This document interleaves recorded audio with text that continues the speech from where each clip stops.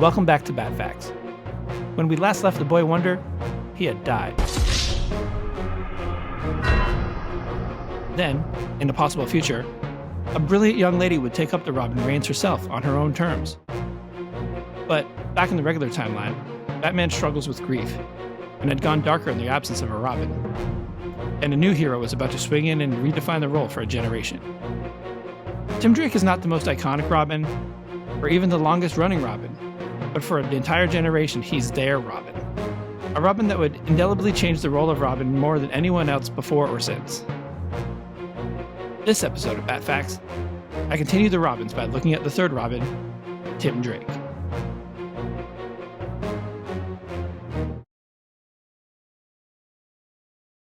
It's a well-known trope of comics that sidekicks are often around just to get saved by the hero, to be a folly and show the titular character's comparative bravery. The old Robin, the boy hostage joke.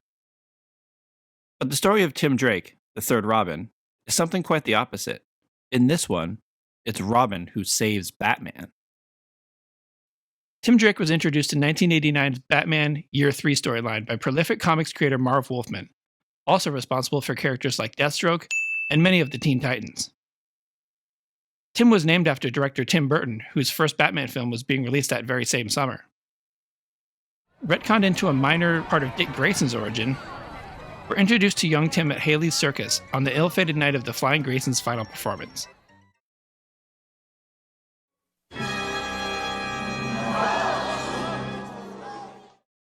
Before their show, the Flying Graysons would meet and share a moment with Tim Drake and his parents. Watching the tragic demise of the Flying Graysons would haunt young Tim, giving him a fascination with acrobatics that, along with his burgeoning detective skills, would later lead to him discerning the identities of Batman and Robin. In the past, Robin was always being groomed to become Batman. Why not have a Robin who wanted to be not Batman, but, shock of shocks, Robin? Why not create a character who was so smart that he could deduce Dick Grayson was Robin? And that meant Bruce Wayne was Batman, asked Marv Wolfman in the introduction to Death in the Family. After the death of Jason Todd, often considered Batman's greatest failure, Batman changed, letting grief consume him and becoming far more reckless and less calculated than usual. This also may have been why in 1989's Lonely Place of Dying crossover, he was unaware that he'd been being watched from the shadows by a mystery observer, eventually revealed to be Tim Drake. But becoming the new Robin was not Tim's plan. He merely saw the mounting darkness in Batman without a Robin, and concluded that having a Robin had become essential for the Caped Crusader. He would initially seek out Dick Grayson, now going by Nightwing, to plead with him that Batman needs a Robin. But Tim could not convince the first Robin to once again don the red tunic and shorts. You need Robin. You need Alfred to make it work. Otherwise, he's just a lone psycho. He needs a human being to bounce off of. That was Denny's theory, that it's a triumvirate, Robin writer Chuck Dixon would say in Batman: A Complete History, referencing then editor Denny O'Neil. Nightwing and Batman would subsequently team up to battle Two-Face, but when the dynamic duo find themselves in trouble, it's Tim Drake, at the encouragement of Alfred, that dons a Robin costume to save them. This is the kid who should do it. This young, genius teenager understands the importance of Batman and Robin, and that Batman needs family, Batman needs connections, Batman needs a counter. But then on top of that, he's a fun, lighthearted, deep character who's good with computers. He's a good reader stand-in, Batman writer James Tynion IV would tell Entertainment Weekly in 2016.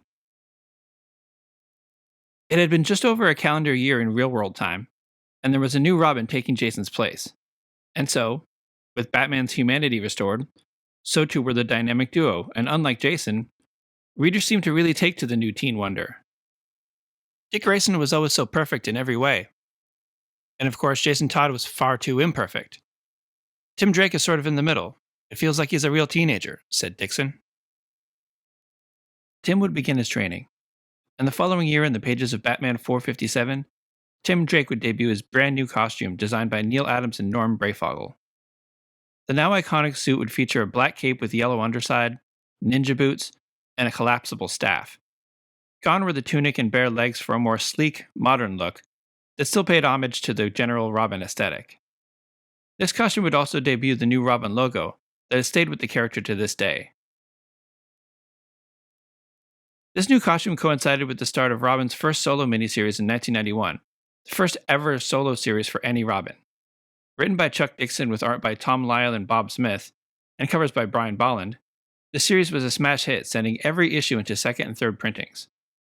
The story itself dealt with Tim's final piece of training, sending him on an intercontinental adventure against Bane's father, King Snake. A pair of sequel miniseries were subsequently released, the first pitting this exciting new Robin against the Joker himself in Robin 2, The Joker's Wild. This series sees Tim hold his own against Batman's greatest nemesis, as well as Mr. Freeze. DC really went all out, offering several variant covers for each issue, all containing a holographic sticker. Tim would team up with Huntress against a future Better Know a Bad Guy episode subject, the KG Beast, in Robin 3, Cry of the Huntress, as a follow-up.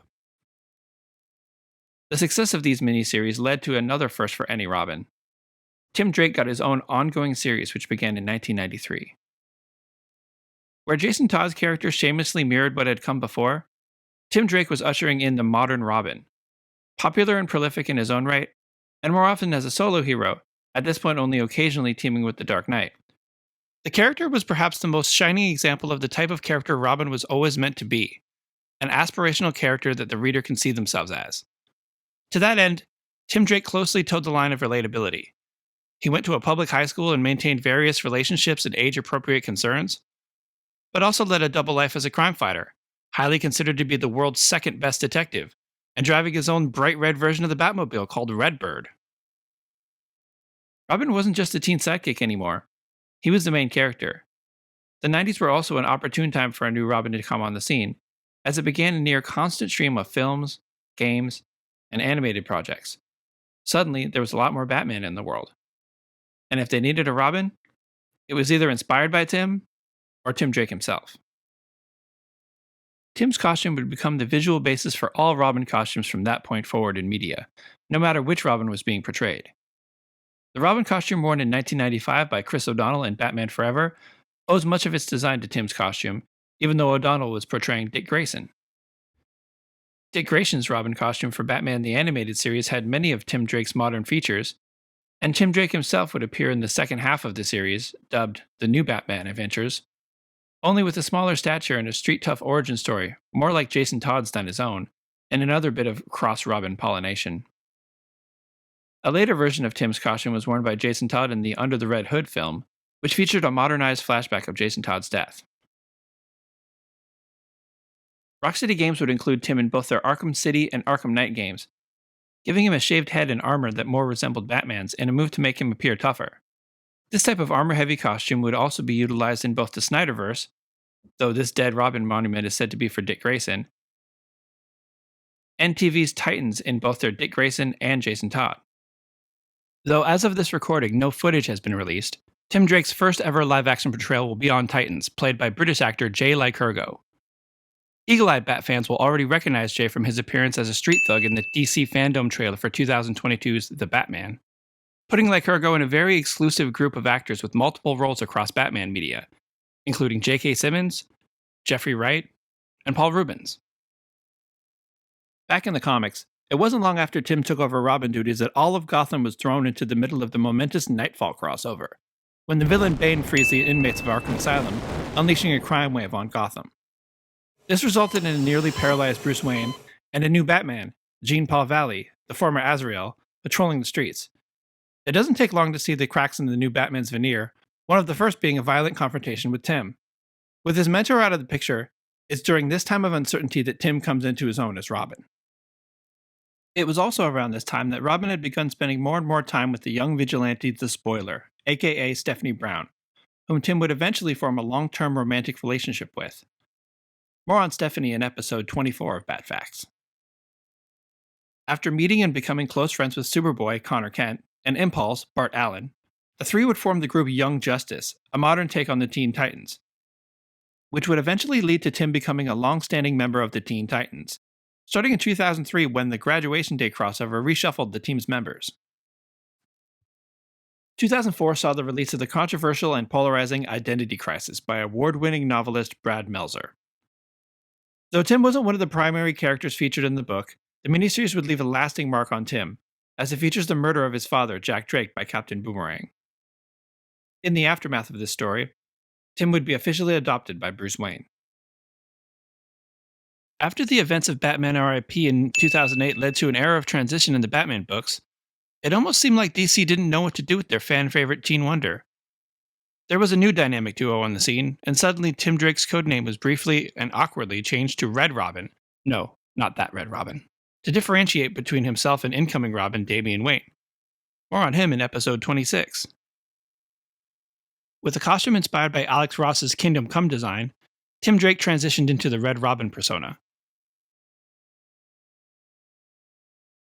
Writer Brian Michael Bendis presided over a high-profile relaunch of Young Justice as part of his Wonder Comics imprint, with Tim even more briefly and even more awkwardly taking the codename Drake. No, not that Drake. But now it seems, confusion be damned, Tim Drake is finally back to just calling himself Robin.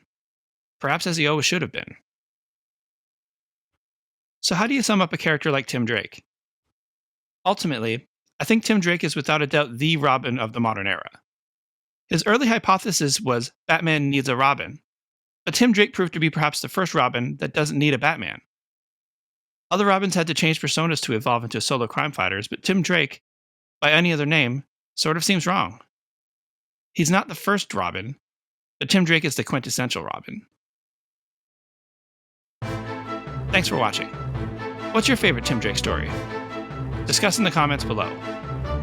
I'm on Instagram as BatFacts Videos, where I post Batman news, collection pics, and video updates. If you like the videos, please leave a like, and subscribe if you'd like to see more. And stay tuned for the next episode, where I'll be breaking down a modern classic, Three Jokers. Some Bat time, same Bat channel.